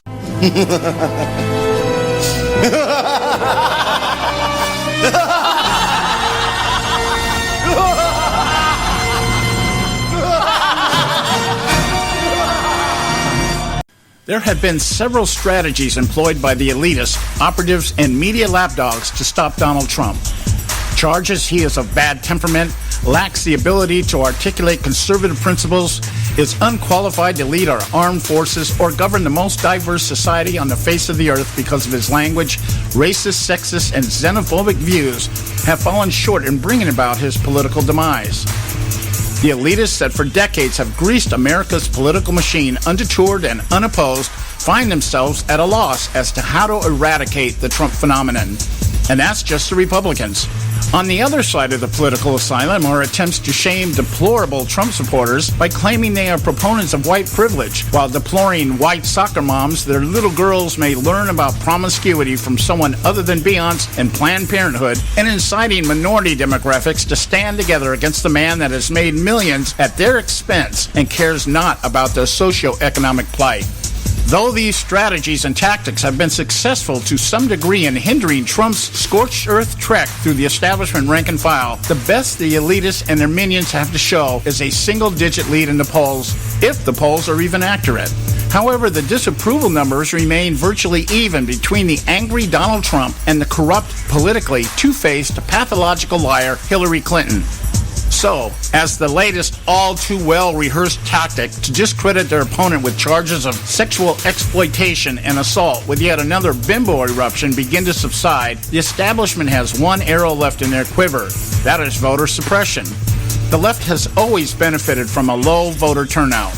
Having offered the electorate the lesser of two evils in the last 6 election cycles, many on the right simply do not care enough to make it to the polls. The only new variable this time around is the GOP has joined them in their plot. Trump's accusation the system is rigged has squelched the discontentment that has kept so many from voting for decades or not at all. His charges of disenfranchisement of the silent majority ring true, as we have learned the DNC plotted to make sure Bernie Sanders would not be credited with exposing the Democrat Party as socialist disguised as capitalists. The preservation of the establishment required one of their own to be handed the baton. Evidence of voter fraud is beginning to pile up like Hillary's email leaks, proof of collusion with Wall Street and corruption between almost all of the federal government's agencies, including the FBI and CIA. Here's the madness. The brilliance in the left's strategy to suppress voter turnout this time around is by suggesting Donald Trump's assertion of collusion between establishment elites and the media to sequester the silent majority is actually a tactic by Trump to deprive real Americans from exercising their right to vote. This time, they have accomplices. Consider from the outset of the primary season, many operatives and leaders of the GOP have voiced such disdain for Trump, they first said they couldn't honor their pledge to support the Republican nominee. When that didn't rein Trump in, they began to endorse Clinton as the better, more qualified leader. The rift between rhinos and conservatives has been exposed to its core. It isn't about ideology or principles, it's about self-preservation and profit. Another schism has also ruptured the surface of pretend politics. The schism that has existed secretly in the catacombs of the Christian church for decades.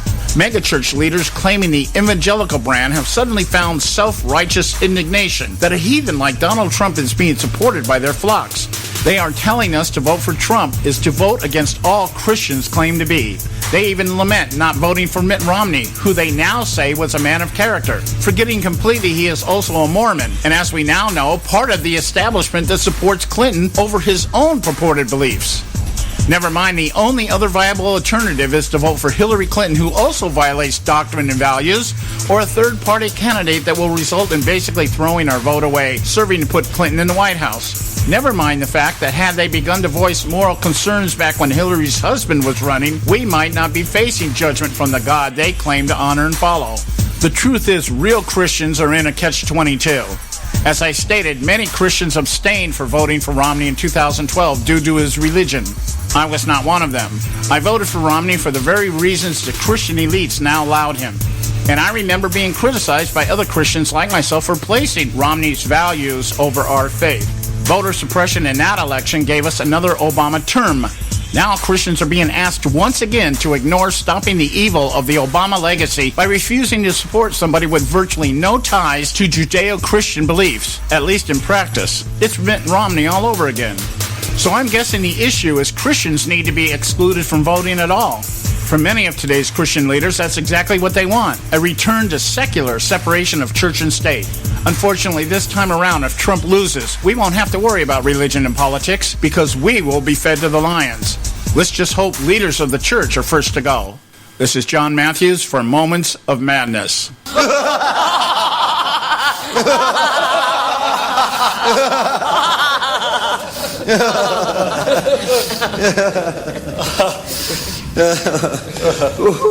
Am I not speaking English? The Conservative Syndicate.net, where we speak only one language, American.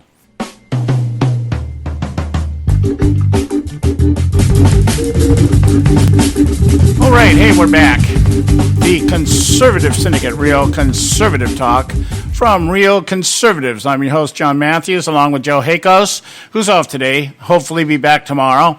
And I'm just kind of getting geared up here. This whole voter fraud thing and the polls, the skewing of polls, these last couple of weeks here before the election, and we find ourselves sitting here dealing once again, majoring in minors, things that we shouldn't even have to be concerned with, but we are. They're front and center.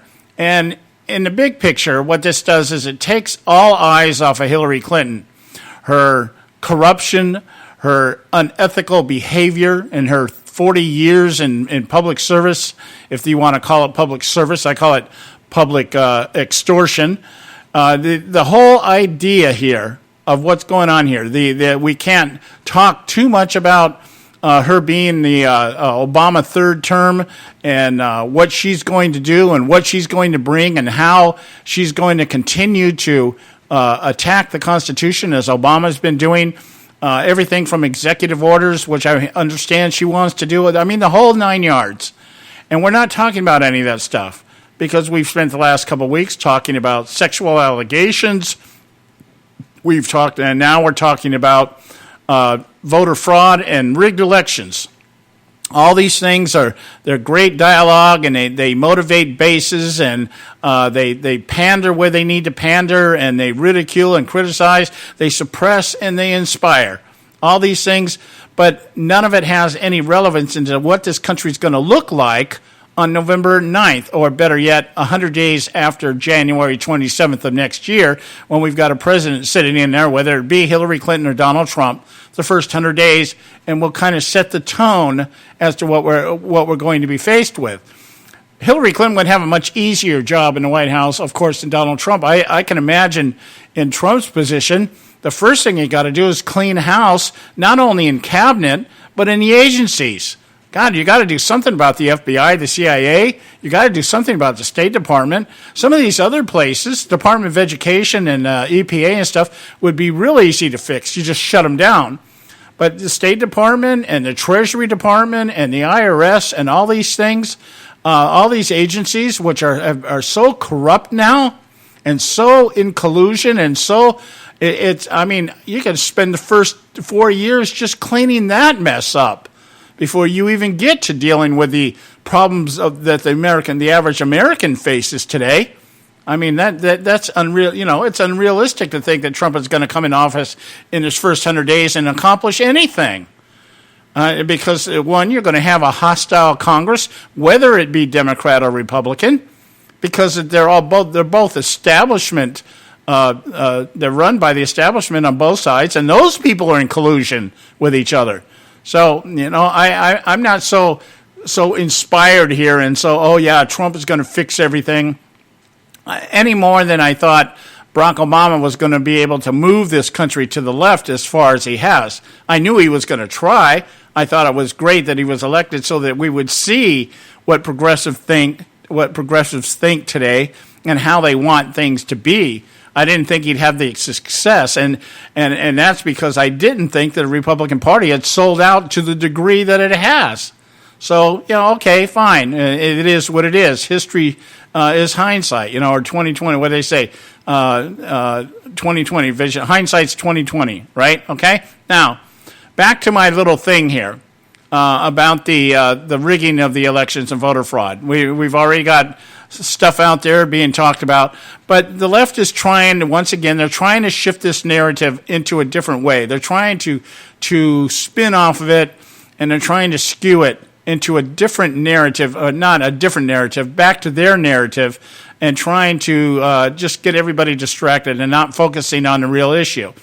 The Washington Post, Greg Sargent, I mentioned it just before the break here. The Public Religion Research Institute released a new poll this morning that confirms the point that if Donald Trump loses, then it's all going to be about a rigged election. He's going to not lose because of his lack of leadership, his temperament, or anything else. It's going to be because, from his point of view, it's going to be because the election was rigged. And they're talking about this one particular aspect of it, and that is voter fraud. Not talking about the collusion of the media, not talking about the collusion between the establishments on both sides of the political asylum, none of the other things that have been playing into this thing for the last 30, 40 years. No, it's all about the voter fraud now. It's that's the way the media is. You find a simple subject. You don't want to get into the complicated topics of actually telling us who the establishment is, telling us how the establishment operates, talking about how Congress can't come to a solution. It's just simple things they can't come to. They're dysfunctional. But they don't tell you why they're dysfunctional, other than to say, well, because the GOP wants to oppress and suppress everybody, and the Democrats want to free everybody up, and so it's all about power. That's how they simplify the argument here. They don't tell you the particulars, and they don't point you to anything that educates or informs you as to how this is all coming down the pipe. So, what we're doing here now, we're talking about voter fraud, because we don't need to talk about anything else. It's a simple topic. And we just, once again, divide it into two camps. There are those that believe that there's such a thing as voter fraud. These are the people, this is white America. This is the bigots and the racists, and these are the ones that support Donald Trump. And then there are the liberals, the liberators of all the minorities in the country, all those who are being oppressed because of their race, their color, their sexual orientation, everything, their religion, whatever it is, because they're all being oppressed and suppressed by that great white majority. And their issue is not voter fraud, it's voter disenfranchisement. The idea that we might require an American citizen to identify who they are before they cast a ballot, given the fact that we are such a quote-unquote diverse society, that we are a society that runs by rule of law, all the things that the Democrats like to parade out there as they're trying to tell you none of those things are really relevant within the concept of collectivism, which is the means justifies the ends, or the end justifies the means. Sorry, I got that mixed up. And so if we're corrupt for a good reason. If we're dishonest with good intent. And if we screw up, well, we didn't do it on purpose. And it's just, okay, we got to do something else now to make sure, quote unquote, it never happens again. That is how the narrative is played out there. That's how they talk. All right? They never do anything wrong intentionally. They never do anything corrupt intentionally. If it happens, well, geez, we didn't expect that. We didn't know it. We don't acknowledge it. And we've got to do something now to make sure it never happens again. And that always requires Americans giving up, sacrificing some of their individual rights for the purpose of preserving the collective, which is the answer to all that ails America. All right? Anyway, let's get back to this poll here. They're saying that only 37% of Americans believe, only 37%. That's well over a third. Okay? Only 37% of Americans believe that people casting votes who are not eligible to vote is a bigger problem than eligible voters being denied the right to vote, which is seen as a bigger problem by 41%. Now, I haven't had a chance to look at this poll and see the audience or the number of people polled or the split in terms of Democrats, Republicans, Independents, but I'm just going to go for the sake of argument right now.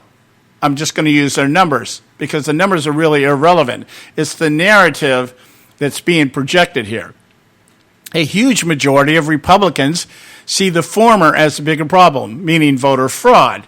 Roughly two-thirds, 66% of Republicans believe voter fraud is a bigger problem than voter disenfranchisement, compared to only 19% of Democrats who apparently don't think there is such a thing as voter fraud. More than 6 in 10, 62% Democrats say eligible voters being denied access is the bigger problem facing the election system. And then it's also racially divided. According to the numbers, African Americans say that denial of access to eligible voting is a bigger problem by 66 to 21, while whites say that voter fraud is the bigger problem by 42 to 35. But as Ari Berman recently demonstrated, voter suppression is far more extensive problem than is voter fraud, which is virtually non-existent. There's the narrative. We're making a big deal. We white Republicans, or I'll just say white because I'm not a Republican, but we Whitey is more worried about voter fraud. And in that narrative, within that narrative is the idea that we have people of minority descent that are putting ballots out there fraudulently. Now, here's the thing. and I'll say this before we go to break, and I'll try to expound on this when we come back. We are not suggesting that people en masse, in the numbers, millions of numbers, are out there fraudulently voting. That's not the claim here with the voter fraud. The voter fraud issue is how the results are being tabulated. Joseph Stalin said it doesn't matter how many people vote. It only matters on who counts the votes. That's from Joseph Stalin. And when we talk about election fraud, that's what we're talking about. We're talking about how the system manipulates and creates votes outside of people voting, actually going to the polls and voting fraudulently. All right? We're talking about how the system rigs it. We got to go to a break. When we come back, we'll expound on this more. Stay with us right here at the Conservative Syndicate.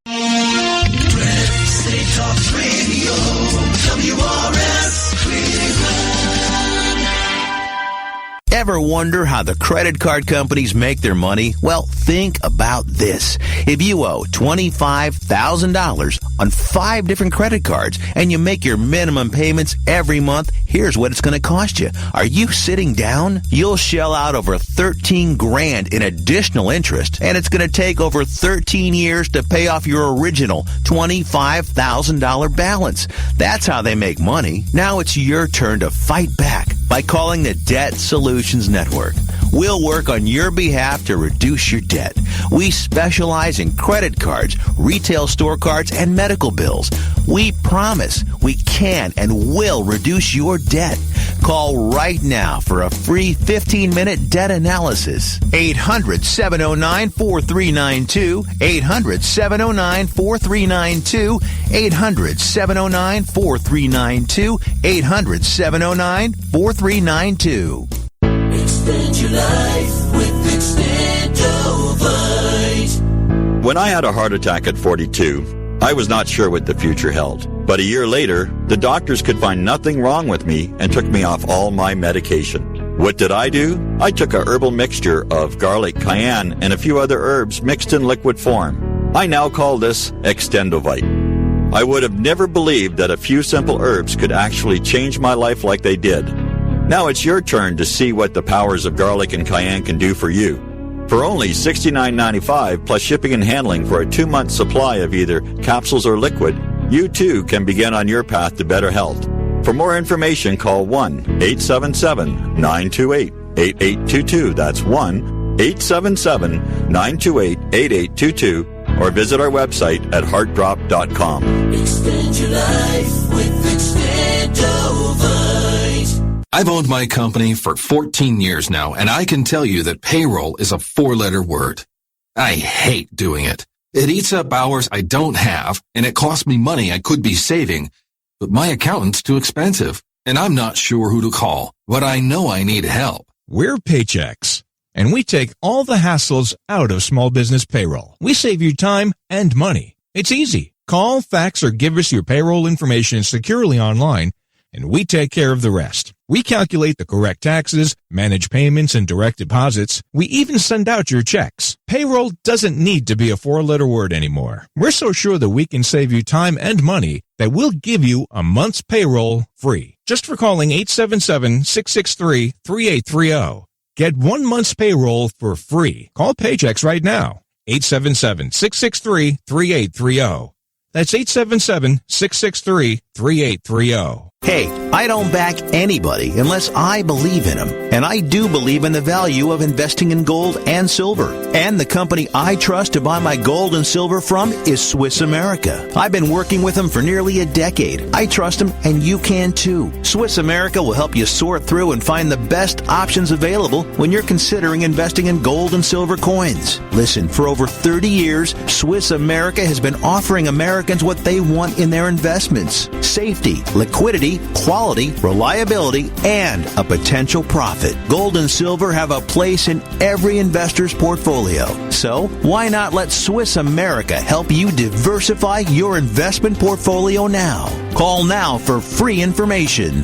800-978-3907. 800-978-3907. 800-978-3907. 800-978-3907. If you've got joint pain, let me ask you a question. Would you like a high-quality knee, back, shoulder, or ankle brace at little or no cost? Now, just in case your reception isn't great, let me ask you again. Would you like a pain-relieving knee, back, shoulder, or ankle brace at little or no cost? Well, if you have Medicare insurance, you could qualify for these pain-relieving braces at little or no cost. And these are high-quality braces. They are very comfortable, and they've helped thousands relieve their pain. Now, I'd like you to imagine going on vacation, playing with your grandkids, just living your life again without pain. The Mobility Hotline is a referral service that connects folks with Medicare coverage and other insurance to accredited companies offering pain-relieving braces at little or no cost. And don't you worry about the Medicare paperwork. They'll handle it all for you. And they'll deliver your braces for free. Call the Mobility Hotline now. The call's free. 1-800-557-6150. 1-800-557-6150. 1-800-557-6150. Get your panties all in a bunch. The Conservative Syndicate.net, exposing weapons of mass distraction.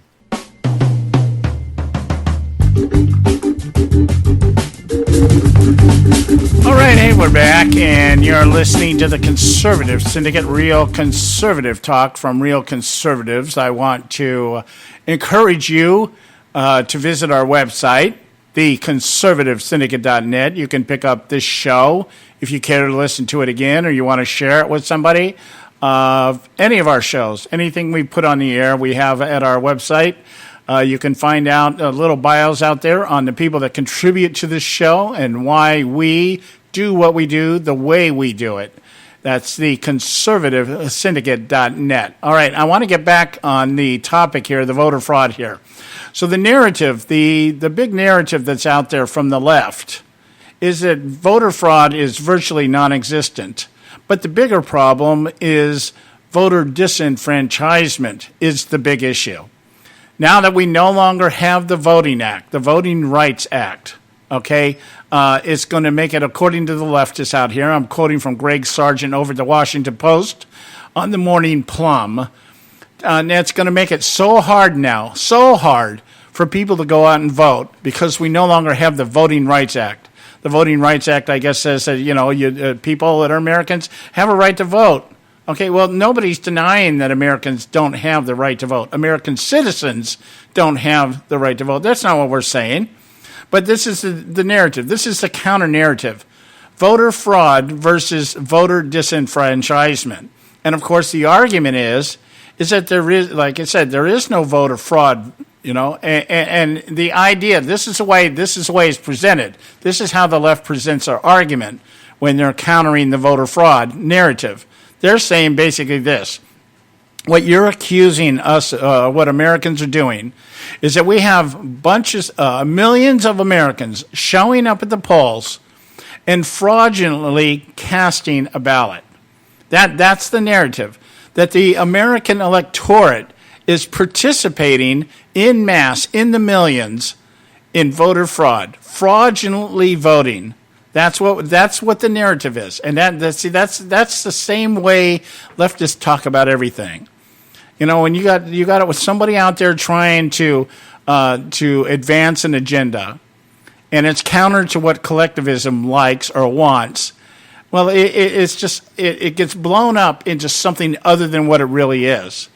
Now, what we're not saying. Those of us who believe there is voter fraud, we're not saying that that's what's occurring, that we have millions of Americans in some kind of unholy alliance that are out there marching down to the polls to fraudulently cast votes.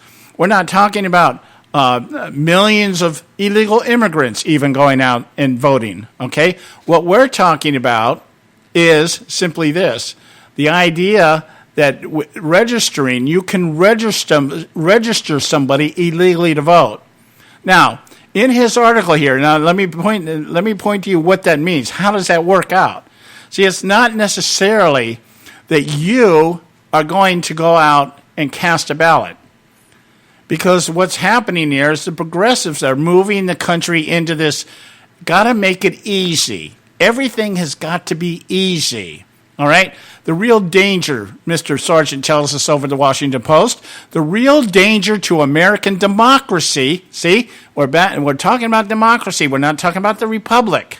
We're talking about democracy, which is ruled by the mob, all right?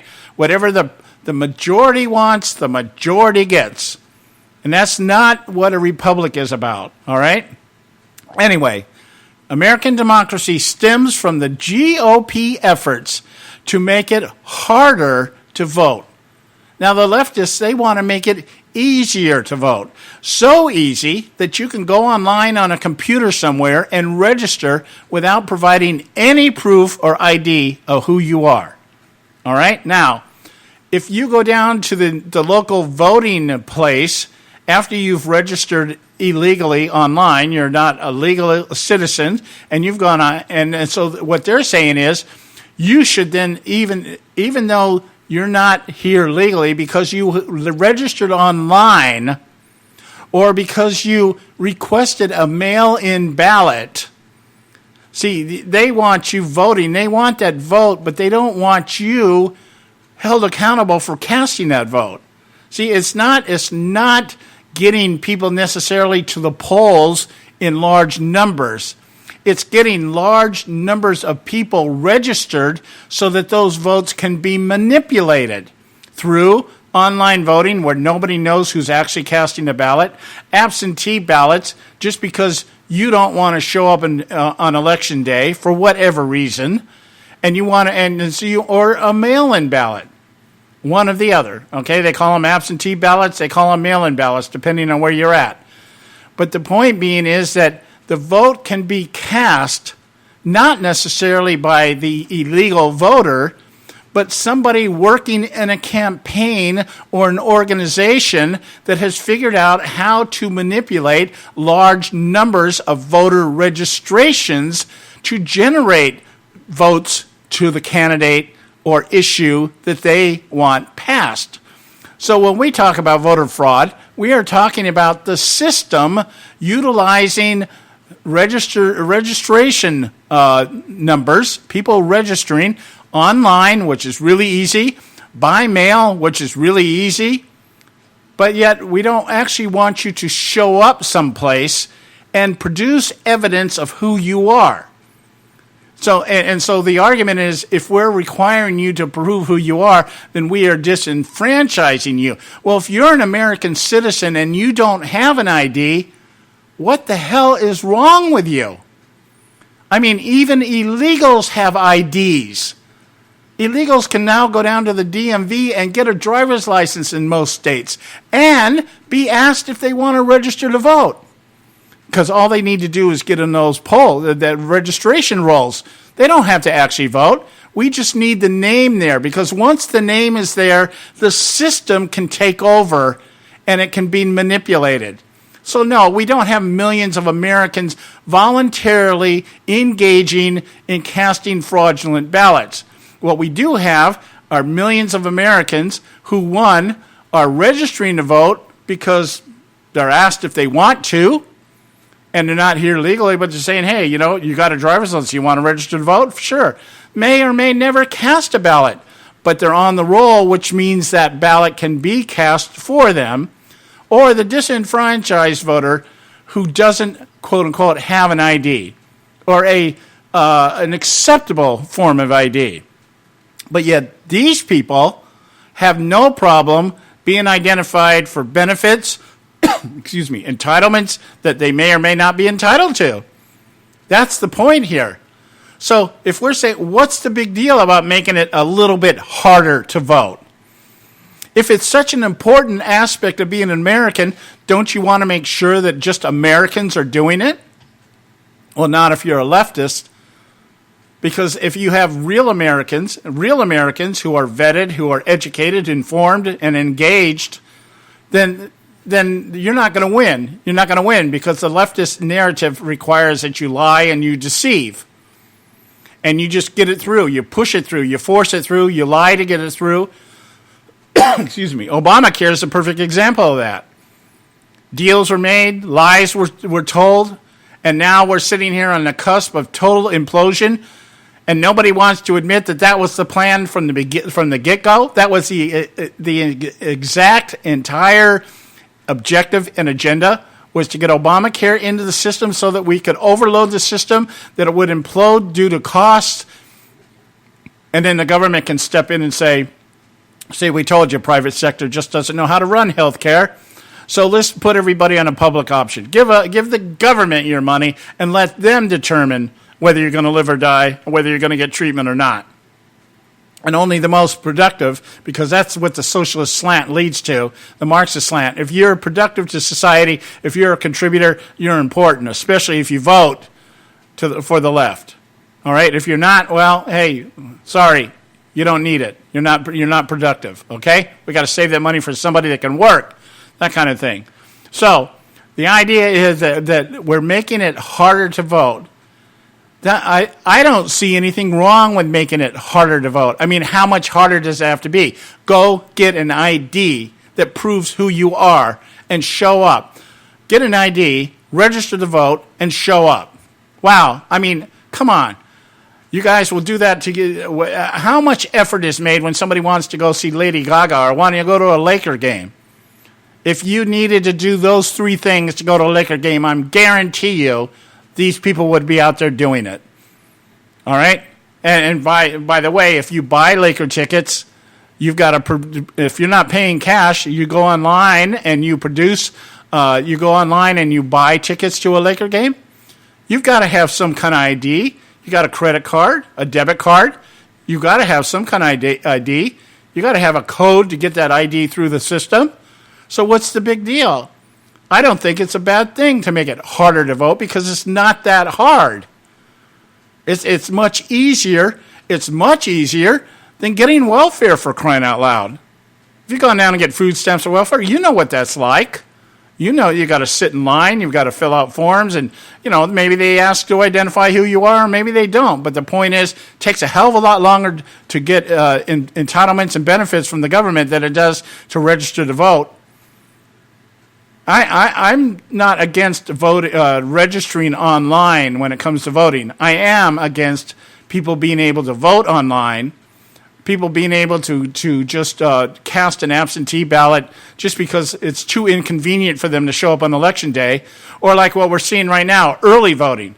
What is the thought behind that? What's the difference if you vote now or 2 weeks from now? Your schedule? I don't know. I'm sorry, I don't buy that. So this whole idea of making it harder to vote, I don't think is that big of a deal. How about this? Instead of calling it making it harder to vote, how about making it more accurate that your vote counts? Let's worry about the integrity of the system rather than simplicity of being part of the system. Let's worry about the integrity of the vote instead of whether or not you can just cast a ballot. Let's make sure that ballot is integral, that it is honest, and therefore it is productive. It produces the results that it's been cast for. All right? We got 14 states. For the first time in 2016, will make it harder for millions of people to vote because they want ID. I'm sorry. I just don't, the argument is just lame. It's just lame. Now, when we come back, we got to go to break. When we come back, let's talk about that in terms of the polls and how that is being used to influence voter turnout. Stay with us right here at the Conservative Syndicate. We'll be right back. There is an old saying, children should be seen but not heard. At no time is this more apparent than when politicians speak. The ConservativeSyndicate.net, the adults in the room.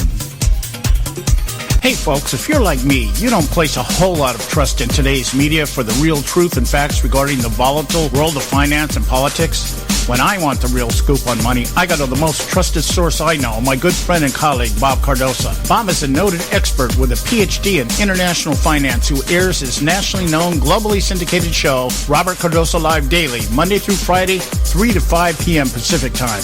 With Bob, you get the right information at the right time from someone who knows his business and can help you make the right decisions concerning yours. Again, Bob airs daily, Monday through Friday, 3 to 5 p.m. Pacific Time. Visit his website at robertcardosolive.com for information regarding stations and topics. That's robertcardosolive.com. Check Bob out. You'll be glad you did.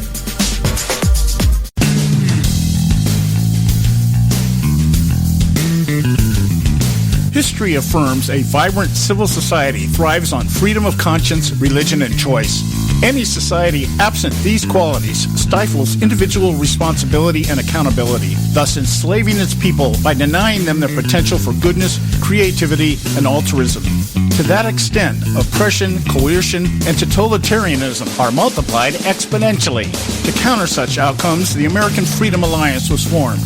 The AFA is a nonpartisan, non-aligned movement which promotes, defends, and upholds Western values and ideals. The Alliance strives to build an international coalition of citizens of the West who together promote and protect moral values, democracy, and freedom. To find out more and become part of this valuable asset in the preservation of freedom and all its rewards, contact us at AmericanFreedomAlliance.org. That's AmericanFreedomAlliance.org. Let freedom ring. Don't get your panties all in a bunch. The Conservative Syndicate.net, exposing weapons of mass distraction.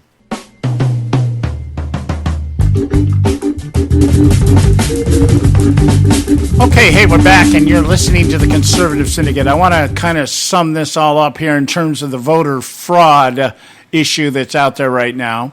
As we started to show off today, talking about how there are those down in Texas, some of them are down there claiming that there's problems with the machines down there, that they're punching a down-ticket Republican lineup, and as I stated earlier, that when they go back and check, they find that their vote has been, quote-unquote, changed from Donald Trump to Hillary Clinton, or as the ones that I told you were calling into Rush Limbaugh, that Donald Trump's name disappeared, that the other down-ballot names were there, but his name wasn't anywhere to be seen.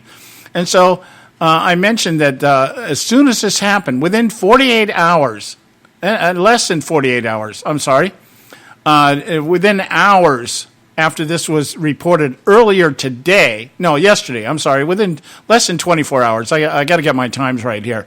The Texas voting, I guess, started yesterday.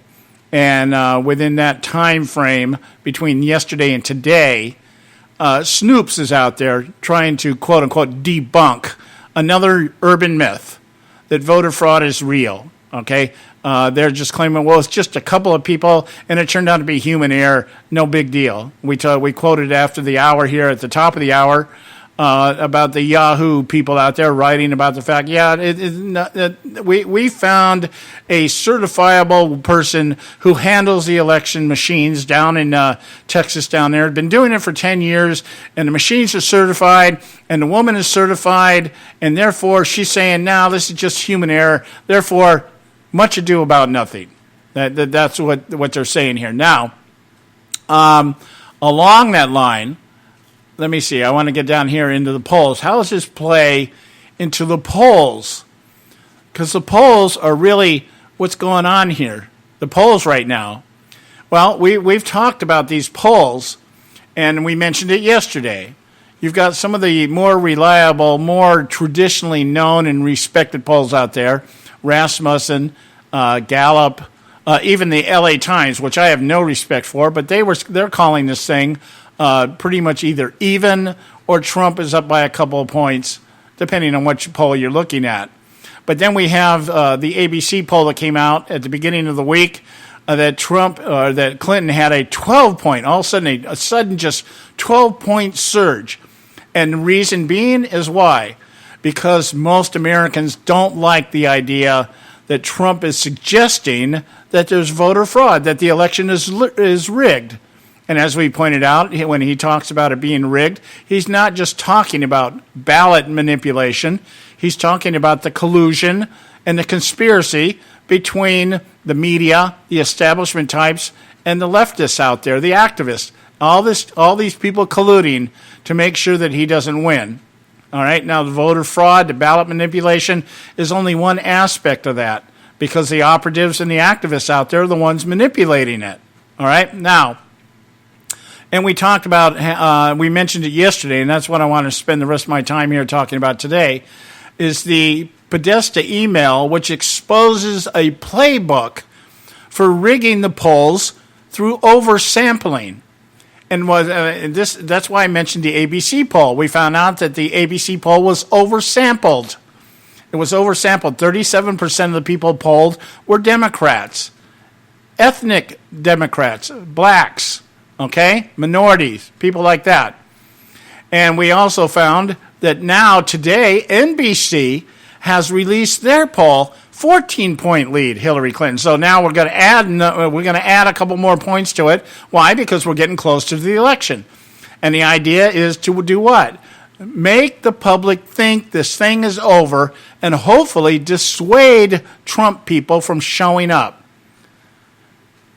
Now, I believe that what the biggest danger would be doing something like this is getting people on the left because there's no excitement about the Hillary Clinton campaign. I was hearing yesterday Tim Kaine held a campaign out there somewhere. 30 people showed up. Donald Trump, I was looking at this morning, showing up in Florida, and they had the cameras out there. Thousands of people. And the reporter down there was standing outside. People were coming in. The cars were lined up. And he said, this stretches for miles, people coming in to see Donald Trump. Tim Kaine can't get 30 people to show up?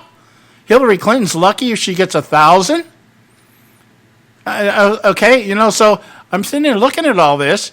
And so so you can't tell me that they're not desperate, that they're trying to put this thing on. And now Hillary Clinton's out there this morning telling her adoring fans out there, don't take this for granted. We're winning, we're kicking his ass, but don't take this for granted.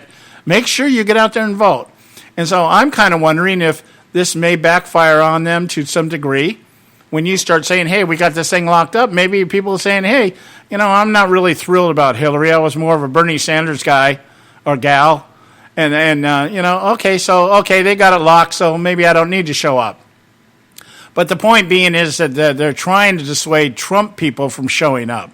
Well, if Trump people are driving for hours and miles just to go to one of his rallies, I don't think it's going to be that much more difficult or any more trying for them to get to the polls on Election Day if they haven't already voted. All right? So I'm just but that shows you desperation. That's what I'm getting at here. Somebody has got to figure it out. I don't know if this is a really good idea that we do this and we float these skewed polls out there because it might discourage our own people from showing up. They're not that jazzed about this thing anyway. It might, but it's desperation. I think Hillary going into these red states, I don't think, it may be a decoy. It may be trying to give the illusion that, hey, we've won all the other states, so let's go after some of the other guys, and let's see if we can help the down ballot. Let's see if we can get people elected in the Senate or House of Representatives and maybe get this thing skewed a little bit more our way or whatever. I don't know. It could be maybe she's got to blow some money. Maybe she's got so much money, she's got to blow it. Trump doesn't have that problem right now. I understand he's got less than $40 million in his tank, okay?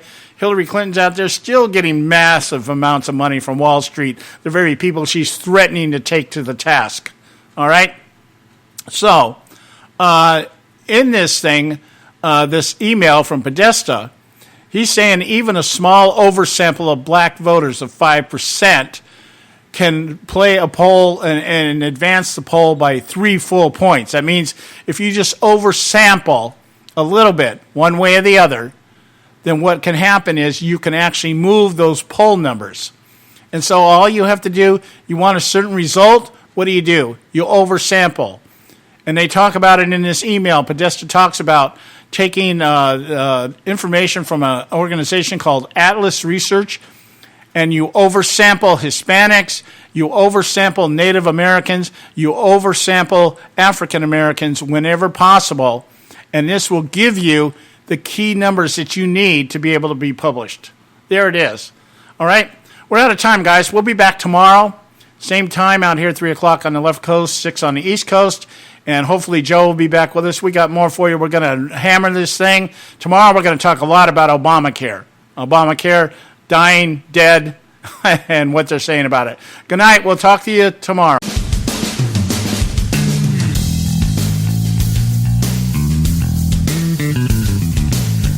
Thanks for tuning in to this edition of the Conservative Syndicate, the nationally acclaimed, globally syndicated, politically incorrect talk show that seeks to tear down the imaginary wall of separation between church and state. We want to make you aware you can find and access all our show archives at our website, theconservativesyndicate.net, as well as our broadcast stations and times. That's theconservativesyndicate.net. We so appreciate you taking the time to tune in, and we so look forward to continuing to bring you the best in uncompromised talk radio available on the net today. And remember, folks, it doesn't matter how many times you get knocked down in life. It only matters how many times you get up. I'm John Matthews, along with Joe Hako, signing off until next time right here at the Conservative Syndicate. God bless you, and may God continue to bless America.